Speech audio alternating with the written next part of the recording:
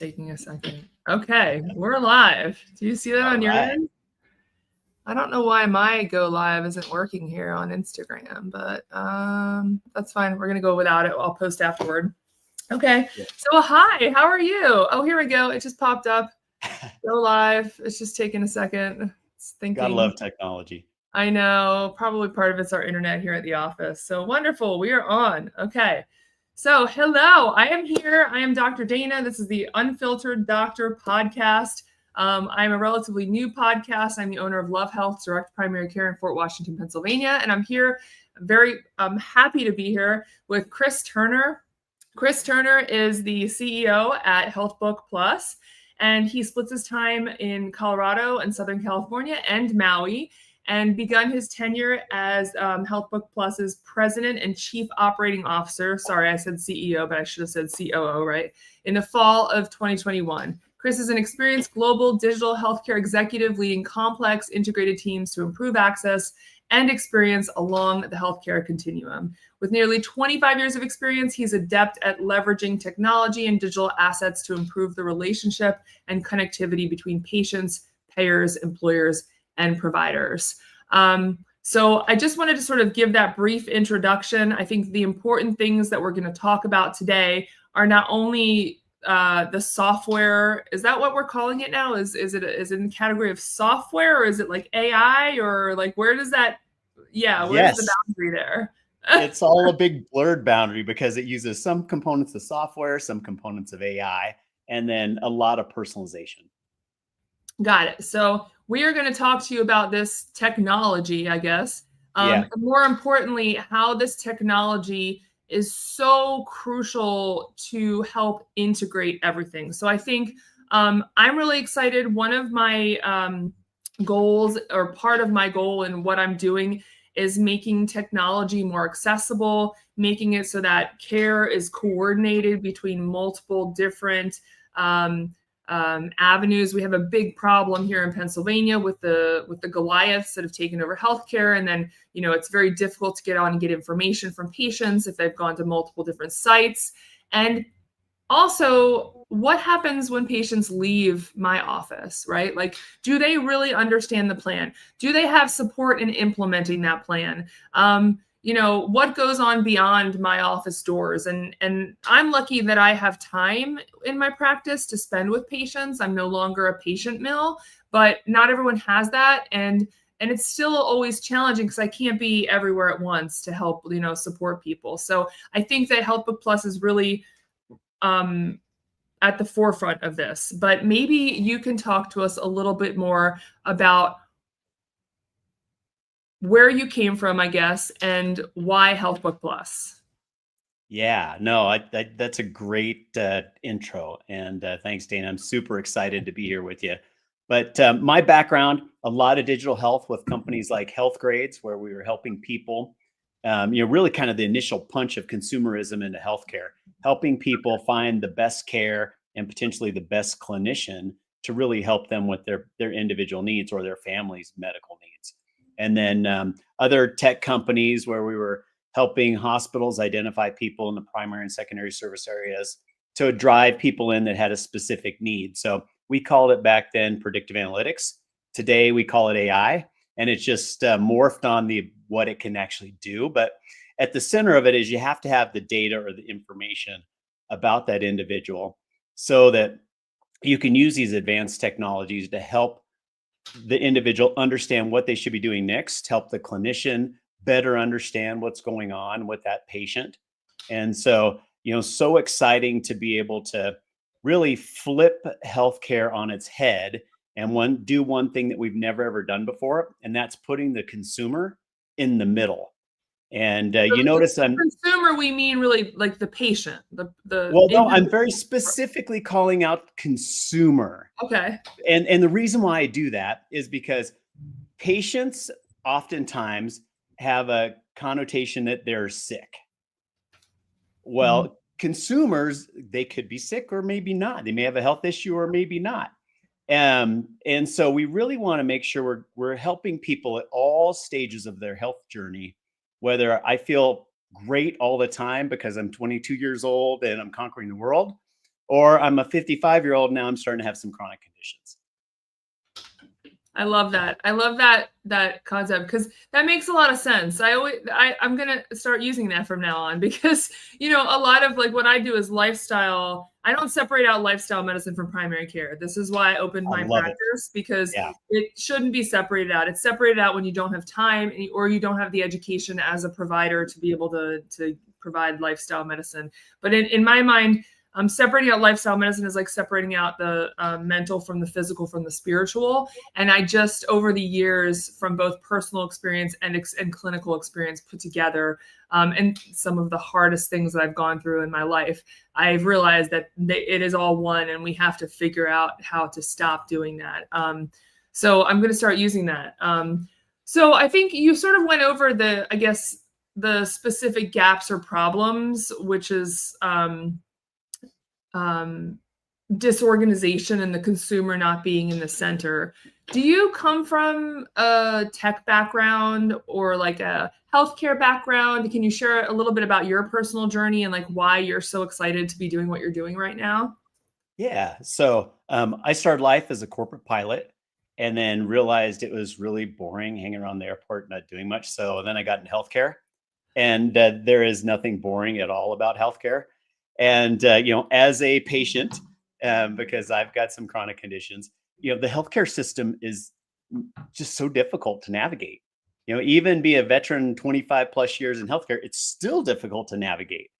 And the way that my mind and my co-founders' minds work is the only way we can truly solve and fix healthcare is by giving the power to the people and having people own their health and work with their clinicians and their clinical staff in order to achieve the goals that they want to accomplish. That's awesome. I love that. It's like giving the power back to who should be in power at this point. Right. Yeah, it's 100%. I remember distinctly, and I was already in my first year of residency when I was diagnosed with 2 autoimmune conditions. And I was so frustrated and just basically disgusted. I was like, I look back on it and I apologize to people. I'm like, I'm sorry for my profession. Like, I understand because I was once that patient. And, it was so difficult because it was like I went to one provider and my number one, I couldn't even get a hold of my primary care provider at the time. And so that was useless. And then I went to a specialist here and then I wanted to get another opinion and go to a specialist here. And like just the amount of absurdity in trying to get my records from one institution to another institution so I could get a second opinion and then a third opinion was so stressful for me, even being in the system. So maybe you can talk a little bit about, I guess, I think a lot of people have not heard of HealthBook Plus. A lot of consumers that are not medical have not heard of you guys yet. But maybe you can talk about what it looks like from a consumer, formerly known as patient perspective. Love it. Like, yeah, what does that look like? Yeah. So what's so cool? So what we've done is we've been able to do something that no one's done yet. And that is take all of the information that happens at the point of service, no matter where that point of service is, and combine it with the point of living. And so the way we do that is we gather electronic health records, multiple different ways, but we get about the most comprehensive available data that's out there on an individual from the electronic health records perspective. What we found with that is that at least 65% of our members have inaccuracies in the electronic health records. And it makes sense, right? Electronic health records are built for billing. They're not built for patient care. And so when you attach group or software to the back end of them, they often get upcoded. And that means the conditions that patient has oftentimes gets inaccurate because it's a higher level than they actually had. And so at HealthBook Plus, we encourage all of our members to go through their health records that come across from the health systems and their clinics and make sure they're accurate. And if they're not, they can flag them and leave a little note. We don't let them get rid of it, but they can flag it and leave a little note so that our AI doesn't pick that up when it's giving the insights. Because the problem is, if you take AI and just put it on top of my chart, for example, you're going to get inaccuracies and inaccurate insights because the information's not accurate in there.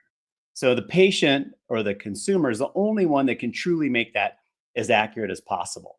And so that's the point of service information. But then on the point of living, we've got all kinds of different modalities where people can put information into the system. So if they have a wearable or smart device, all of that information goes in, whether it's a glucose monitor, blood pressure cuff, goes in automatic. If you don't have one, that's okay, because we've got the ability to just fill that information out manually. And it takes just a couple minutes a day to fill out, hey, your blood pressure and glucose, whatever you need to monitor for yourself or what you and your clinician have worked together to identify you should monitor. But then we've also got journaling features, and all of that data then comes together. And then when we put different types of advanced AI on top of it to help guide the individual so that they can understand their next best health action, but then also inform the clinician in the form of summaries and easy to grasp information so that they'll understand what's going on with that patient outside. So each side gets a great picture of what to do next in this guided fashion. So, what's really great too is if after a visit you upload the notes or you do it through an AI scribe and it automatically pushes into HealthBook Plus, our AI system, which our agentic AI, we call her Paige, so personalized AI guidance and engagement, and it fit well with HealthBook, so it all kind of rolled together. But Paige does a great job of taking what happened in the clinic and any type of instructions and helping that patient understand and follow those instructions and then report back. So it is so comprehensive in that continuum of care. When the patient's outside of your office, you still have that ability to help them along their journey. That is huge. I think that's a huge, feel like your next step is going to be getting that feedback that, like, for inaccuracy purposes back to the institutions. I cannot tell you how frustrating it was. In my early 20s, I was very anxious and having issues with anxiety and depression. I'm like, I don't have anxiety and depression now. I'm 42, but like, I don't even know anymore because I do alternative health care models anyway. Yeah. But I remember in my 30s, like, it would come up over and over and over again. I'm like, I don't have generalized anxiety disorder. Right. I was anxious back then, and maybe I qualified for that back then, but I don't have it anymore. So can you take it off the record? And it was just like repeating myself over and over again. So I feel like that would be really cool. The next step is not only do we put the feedback in for Paige to be able to say, no, this is not accurate, I don't have this anymore, but like that feedback goes back to the institution, is like, strike this from the record. Yeah, exactly. Wouldn't that be nice? The challenge is, I don't think they care. Yeah. And that's where I think the biggest challenge is, we would love to be able to send that information back, but I don't know if they really want to do anything with it. It's the Goliaths that we're dealing with, all of in our area, everything's just conglomerated into large health systems, and whether they care or not is even there. I think it's just they're unable to maneuver very well because the institution is so large. Who knows? But exactly. I think the individuals care.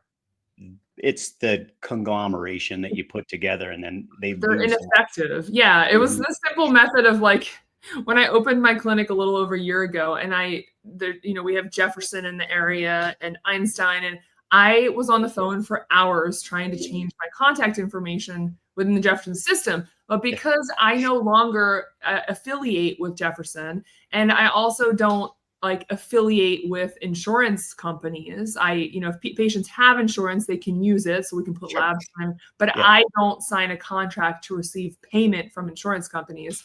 It has been just like, I have to tell every patient when they go, you need to give them my card, give them my fax number, and say, you need to send my records to this person. They're not going to be in your system. Been just, I ended up giving up after a while, and I just tell them to do it every time. Send my records here, or we have to grab records. So this is also going to be nice from that perspective. So I think for all of the listeners, who knows who's listening on what platforms right now or later, but so I have chosen to pull, we're doing a trial run on I think 15 patients to start with, and to pull this into my clinic and provide this as part of my my membership, basically. So we're going to get some feedback from patients over the next 4 months, from consumers over the next 4 months. and see how that. But I'm also excited because I think you were telling me. Can you tell me a little bit more? So when I, as a doctor, or it could be any clinician, write a note for the patient, the ideal situation would be there's some follow-up on the other end. So if we can make that integration happen, then you're saying the note that I put in the system will get imported or something into HealthBook Plus, and then Exactly. Yeah, and we even make it even a little simpler. If you use an AI scribe, which I think you do, yes, it's very simple to take the notes that come from the visit, AI scribe, and literally with the click of a button, it gets populated into HealthBook Plus and your EHR. And then what happens is our agentic AI page, she'll tease out, oh, here's the patient instructions, and then be able to follow up with that patient and remind them on a daily, weekly basis, whatever your instructions were, to help keep that person on the path, especially if it's a lifestyle medicine component. Our platform's foundationally lifestyle medicine. So I love the fact how you started out like lifestyle medicine is what I practice. Is awesome. It gets us so excited because, I mean, I'll just tell you my journey. I've got rheumatoid arthritis, and I've been able to get off of most of my meds by changing lifestyle, and not like giant changes either. It's like I still have sugar every now and then, and I don't go to the gym for 4 hours, but a lot of just little things that add up that have made my quality of life so much better. And what's really cool is HealthBook Plus, it helps me stay on track with the things that I want to do to achieve my goals. yeah, I think that is the hardest part from the perspective of, I have a background in like positive habit coaching as well. I'm a former college D1 athlete, and I find that it's so interesting because we are all very similar in that regard. I always say our development has far outpaced our brain evolution. And what I mean by that is that we have developed in the modern world and we're doing all these, but our brain still has reptilian functioning. So that's why it's so hard, I think, for people to change habits, is they don't have the support or the reminders. Mm-hmm. They don't have the structure in place. And it's like, they're just like, oh, I'm going to lose 15 pounds after the new year, and I'm just going to go to the gym. But there's no support structure in place because your brain is always, we're animals. I always tell people the first step is we have to realize we're all animals. So once you acknowledge that and realize that, that opens up space to say, okay, I'm an animal. I'm going to want to automatically do the same thing I've been doing over and over and over and over again. And it's just each time I have to realize when I'm about to start doing that, and I have to then change path. And so I think having something, that's why support groups work really well, but not everybody can get to in-person or even virtual support groups, nor do they have the time for it. So an app that's just, oh, Paige is sending you a reminder. Dr. Dana told you to do 10 minutes of a cortisol lowering activity tonight. You can try Tana yoga for free on YouTube. That would be amazing. Exactly. That is exactly what she does. That's pretty cool. So when it pops up on the consumer side, is it a text message that they get, or is it just a message through the app? Like it's an alert? So it's a message through the app. So there's a couple of notifications. If you put something specifically in there, like you've been monitoring this patient's journaling, or you pop in just to see that, you can leave a note, and then that'll pop up a notification. Hey, Dr. Dana has important information for you. And then when the patient clicks into their application, they'll see, hey, Dr. Dana would like you to journal about X. And then it'll keep them on track. But if let's say it's more autonomous mode and it took the instructions from the clinic visit, it'll just give insights to that individual. Hey, don't forget to do your cortisol lowering techniques. Here's a couple of examples, and we can certainly connect you to the YouTube video. Interesting. And can you talk a little bit? I know we touched on this in our last conversation, but what makes your sourcing of data different from, other places? Like, so sure. We have a great feature. We just switched electronic medical record system to Sigma, and I have to put in a plug here. So far I've loved working with the guys over at Sigma.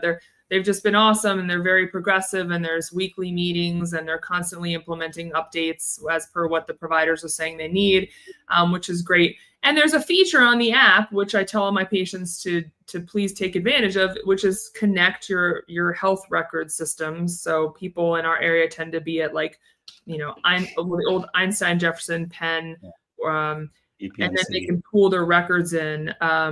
So what is that? What is it that distinguishes the way you guys pull data from just that simple linking? Sure. Yeah, it's really complex. So we really do 4 different ways of grabbing that data. The first one is we connect to what's called the QHIN. And the QHIN is, think of it as a large national health information exchange. And Okay. when a patient comes on to HealthBook Plus or consumer, we automatically can grab that data that's available from the QHIN. It's pretty comprehensive. However, there's oftentimes gaps. So if there's gaps, then the patients can identify, oh, I'm missing these 2 clinics. And then they can log on using their patient portal credentials, which gives us then access to plug into an aggregator that already has the pipes running into those health systems. And then we can get a data feed from them. And so anytime either one of those sources update, it'll automatically push into the patient record. We also have a couple of direct integrations into smaller EHRs, and that data will pull over. And then lastly, if there's still a gap, and let's say maybe your clinic doesn't send any information to any health information exchanges, what we'll do is we've got a data concierge service that goes the old-fashioned way, and we send faxes to the clinic, receive faxes back, and then we upload that into our system. The AI does the optical recognition and then files all of that information so that goes into the patient record. So we really have about the most comprehensive way of gathering the available data for an individual. And then lastly, if it's still missing information, the patient can just manually input that information. Maybe they had a knee surgery before EHRs existed. They can put that in. Yeah. I think there's more and more people that they don't even, I wonder if people even know, if consumers know that this is what they want or need, because they've gotten so used to it the other way around with just data that's not synced anywhere and everything in multiple places, and having to fill out forms like, please allow my release of records to this person. This is my primary care doctor. So I think I'm really curious to get the feedback. And then the other aspect of it is just that syncing with a wearable device. I am thinking about I have been resistant to getting a wearable device because I feel like I tried out the Garmin watch many years ago and I maybe didn't do the settings as I should have. At least that worked for me. And it was just dinging and buzzing all the time. And I was like, get this thing off my wrist. Oh yeah. I can't do the notifications from my Garmin, but I have it. It feeds the data in, Yeah. So speaking of that, are there certain wearable devices that HealthBook won't sync with quite yet? Or what are the main, is there a whole list that you can give us? Or there is. We sync with almost 500 different devices. So it's everything from remote patient monitoring devices to smart devices like a glucose monitor, smart scale, blood pressure cuff, to your typical Oura Ring, Whoop, a bunch of Stravia stuff. So yeah, we have a pretty comprehensive group of integrations into the different wearables. How do you? That seems like a huge project in itself. Is it a Bluetooth sync? How do you? I mean, so interestingly enough, it's different for different devices. So the cloud to cloud integrations are pretty darn easy. And so that would be things like iHealth Scale or Stravia blood pressure cuff. Those are pretty easy because we just basically connect our AWS with their cloud instance and we can grab the data. Where it gets a little more complex are like Apple and Google Android stuff, where that information lives on the device. So then we have to build a module basically that lives in the device to connect that data and grab it off of the device versus the cloud. Did you have you're talking as if you have some crazy amount of computer science tech background. I always joke with patients. I'm like, listen, I'm going to give you a whole summary and I'm going to try to get a hold of your specialist, because you wouldn't want to send me to a car specialist with a message for the car specialist for my car, because I would have no idea. So it just you got to give me some background as to where you're coming from, because pilot to this doesn't transition for me. The logical thinking patterns does, but doesn't, yeah. Yeah. It's the tech geek in me. It's like technology can do some really amazing things. And it's really fun to watch it and see what happens. And then being able to go, oh, we can take that tech, how it's doing this, and leverage it to help people this way. And then combining that all together. And what's really interesting, HealthBook Plus, it's been a difficult journey to explain exactly what it does because it does so much. Yeah. And what we feel is, there's a lot of point solutions in healthcare. You got a diabetes app or you have a wellness app, but there hasn't ever been something that brings it all together in one place and then puts the consumer in the center. And that's why it was so important for us to build more of a platform than just a point solution that does one thing, which means that it makes it really complex, and we need to use partners and other technologies in order to pull it all together and have that advanced system for an individual. So who's in the background, like doing all this techie community?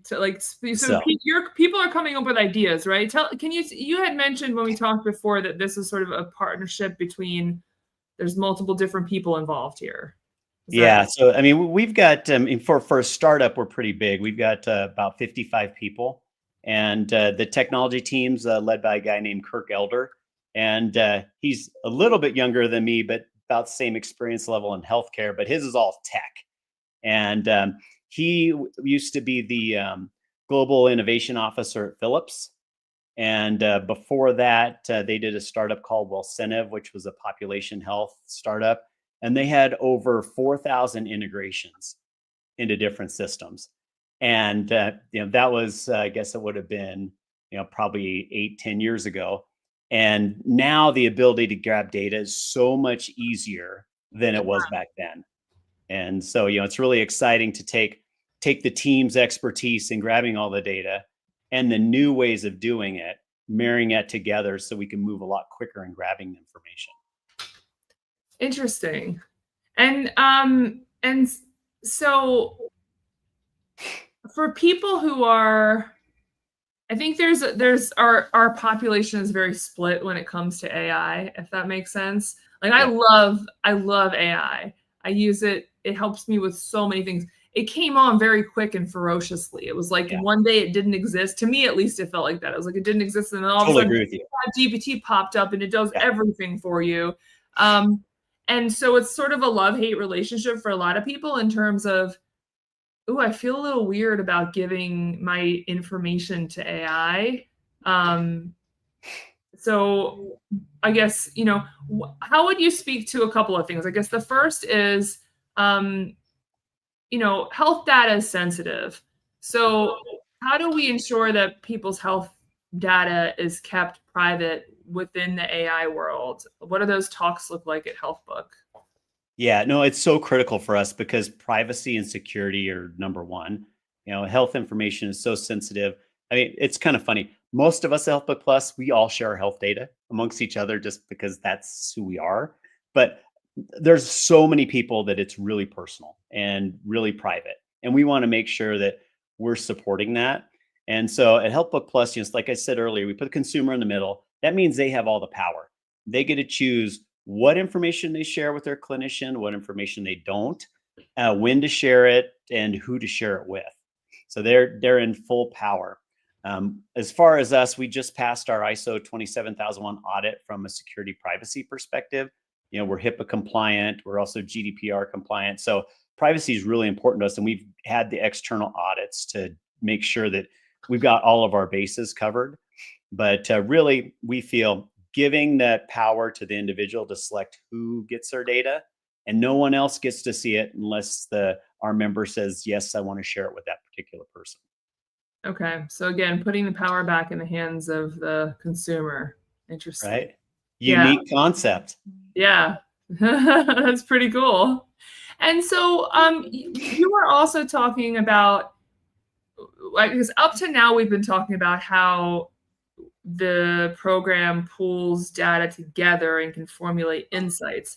But I think you had given a good example. I don't know if you're willing to share that yesterday when we talked about how you weren't feeling well and how somebody could use it in more of an acute situation. Yeah, it's fantastic. I'll share a couple of examples because unfortunately I've had a lot of illness this year. Oh, But we gotta get you on a liposomal vitamin C and the mushroom mixture. amen. After this, though. Yeah, and probably reduce down the number of traveling that I do and all the people. That as well. It's probably not know. helping on planes where, those filters on planes don't work. No, they do not. I can attest to it. But You no, can it's get kind of crazy. Yeah. I wore one of those. I have a funny story about that real fast. I Well, wore let's hear one of those in my anatomy lab in my first year of medical school because I had just had a baby. I started med school with I think he was 6 weeks old or 7 weeks old when I started. Oh, wow. And I was still breastfeeding. So I didn't want any of like the formaldehyde and like Yeah. toxic chemicals to get into my system. So I looked like one of those huge, it was, I think it might have had 3 pieces on it. It wasn't just the ones that you can get at Home Depot. Like I had to specialty order it. Yeah. And nobody could hear me talking, which was very frustrating. But anyway, that's a funny story. Oh, that is too funny. Yeah. Yeah. So I'll share my story. So I had the unfortunate privilege of having food poisoning about a month ago.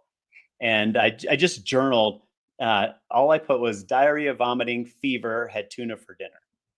And then on my insights page, the first thing that came up, since I don't have a DPC yet, is if you really need to see a doctor, don't forget about telemedicine. And it connected us with Teladoc, who's the vendor we use for our company. So I'm like, well, that's awesome right off the bat. Helps me get to the most accessible, least expensive cost of care. But then more importantly, the next insight card said, because of your active medical conditions, food poisoning can have an effect on your overall health. Would you like to learn more? Of course, I clicked yes. And it popped up a little window and it said food poisoning from tuna, gave the scientific name. Then here's the symptoms that are typically associated with it. Of course, I had all of them. Then here's some tips that you can do to stay hydrated and start feeling a little bit better. So I'm like, oh, this is great. I follow them. But then it got ultra personalized and said, here's your 3 active medical conditions. If these 2 symptoms get worse, now it's time to call a doctor. And then lastly, here's how you avoid food poisoning in the future. So I'm like, oh my gosh, this is like so ultra personalized. And for me, I'm like, well, clearly I don't need to go see a doctor because I fit into all of these parameters. So it was so great to help me with my acute issue of feeling horrible. Yeah. And you were also saying that you have, that's awesome. And you were also saying that you have a team of clinicians on your side as well to help formulate some of the advice that Paige is spitting out. So it's not just like you're getting advice from, I think some of the hesitation, I think with AI is, I know sometimes I'll put look for information on ChatGPT and be like, can you, there's some, especially with the supplement industry, I'm always constantly looking up new products and can you give me data that shows that this is helpful for X, Y, or Z? And it'll like cite these studies that don't actually exist or they're not actually what they said they are. So there are humans, you were saying, on the other end of this that are assisting Paige. Yeah, right? Absolutely. And validating. So they have built all of the prompts that oversee it. So we've got a GI doctor, a pediatrician, we've got the president of the board of lifestyle medicine, and then we've got a PhD, MD that's a data scientist that they all work together to make sure that Paige stays in the guardrails, gives only advice that's really more lifestyle. And if there's ever a question, it's always contact your clinician. And we really want to make sure that we're giving the best advice for that individual at their time of need, but it's all clinically validated. Got it. Okay.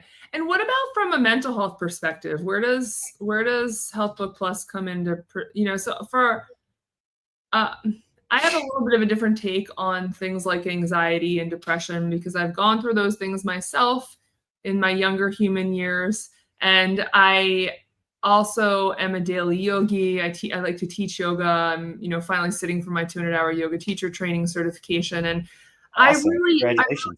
Thank you. And I really do believe that a lot of these these issues with anxiety and depression can be overcome, that our brain has this amazing capacity of rewiring, right? It's just like learning a new sport, learning any new skill. It takes repetition, positive brain rewiring, basically. So where would this come into play for people with anxiety and depression who might just need that extra support after they leave the office? They need to be reminded to do their breath work. They need to be reminded to do their whatever exercise it is with their visualization techniques. They need to be reminded to get outside even though it's cold, and they need to get sun on their face.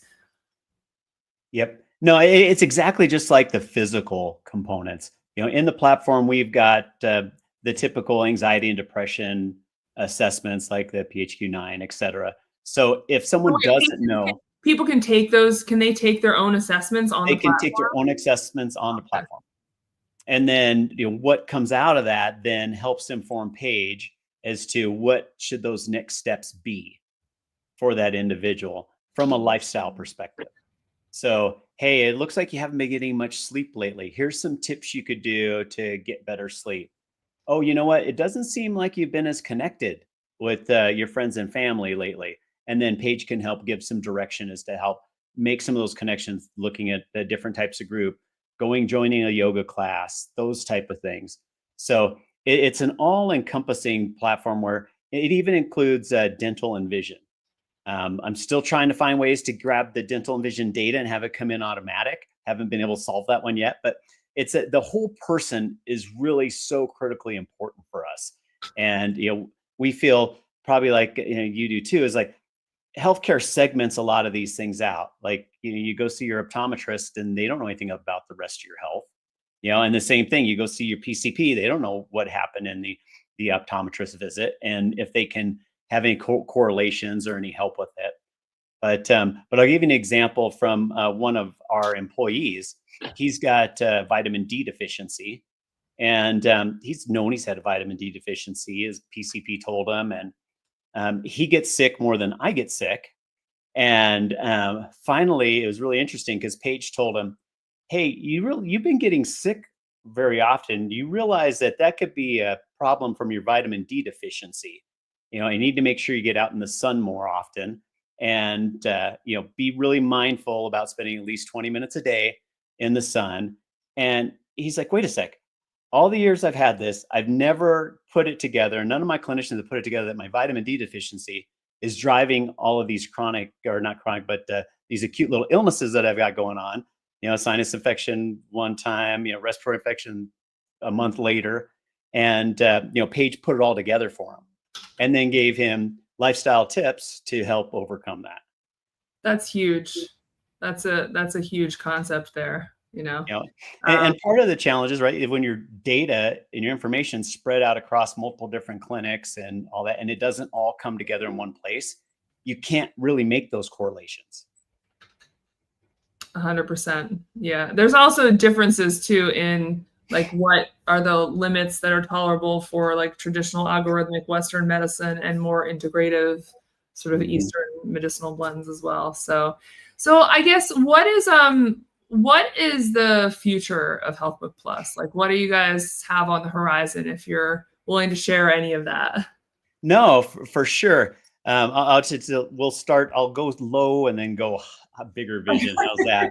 So next up, we'll be releasing here in several weeks is we're calling it communications, which is like a leapfrog on messaging and video and all of that basically has Paige in the background. So let's say a patient sends you a note about, "Hey, I'm just not losing weight on my semaglutide."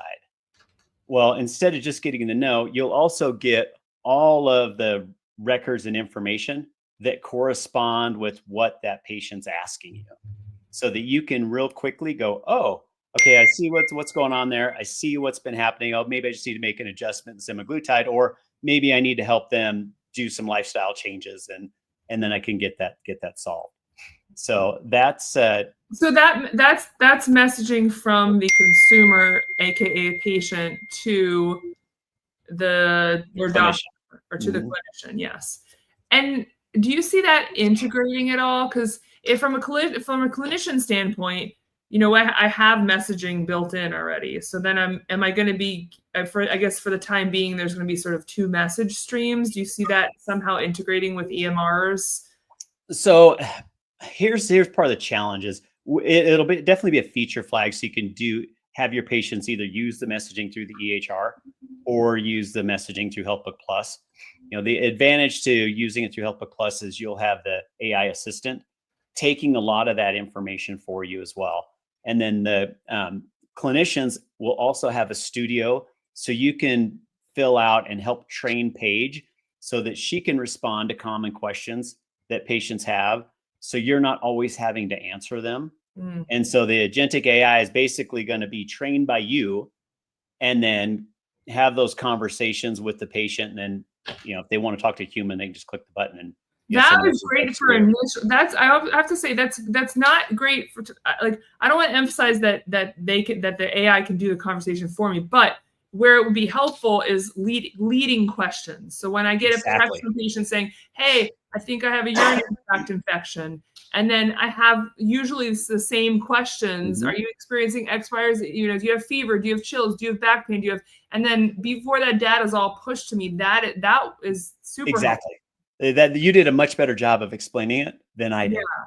And then the final communication ends with me, but it's almost like having an assistant just to help you ask those questions so that you can, once that you get all of the data all at once, you're like, oh, okay, I think we should do X, Y, or Z. Yeah. Exactly. Yeah. So you get this package of information instead of having to do the back and forth or your assistant doing the back and forth. Right.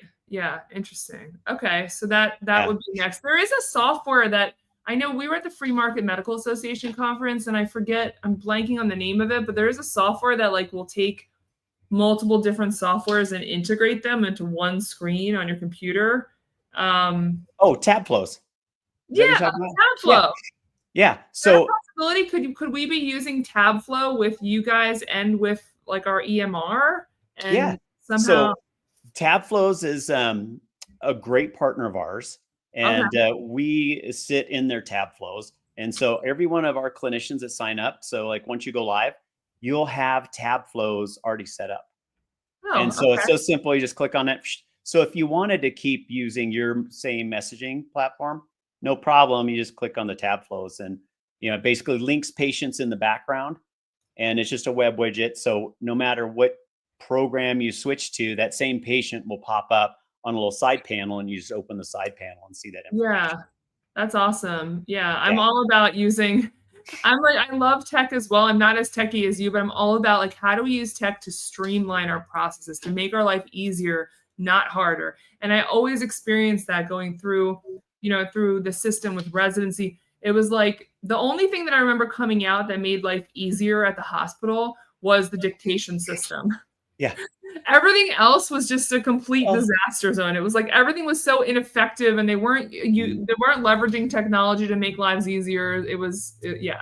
No, what I've always said is healthcare has been the only industry where traditionally when we've added tech, you have to add people, full-time equivalents. Like it's always happened. The EHR came in and you had to add hundreds of people to help support the EHR. And it's like, wait a sec, I thought this tech was supposed to help us be more streamlined and more efficient.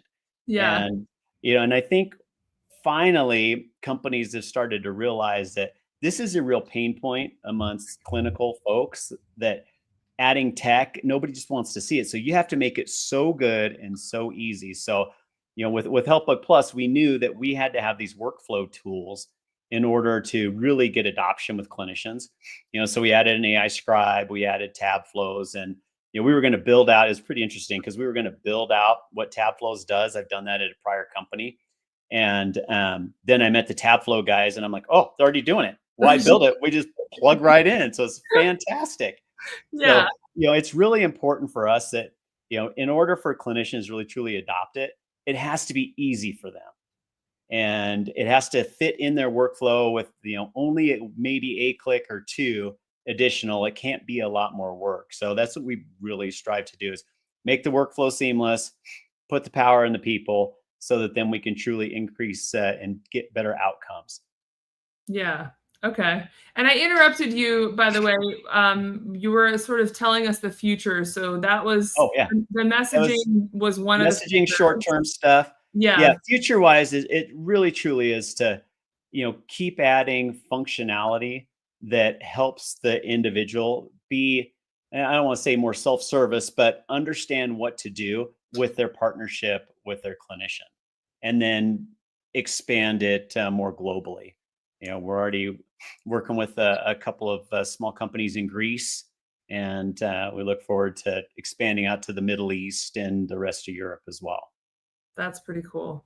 That's awesome. Well, I'm realizing the time. I do have a patient coming in about 10 minutes that I do need to prepare for. I could keep talking to you forever. This is an awesome So fun. conversation.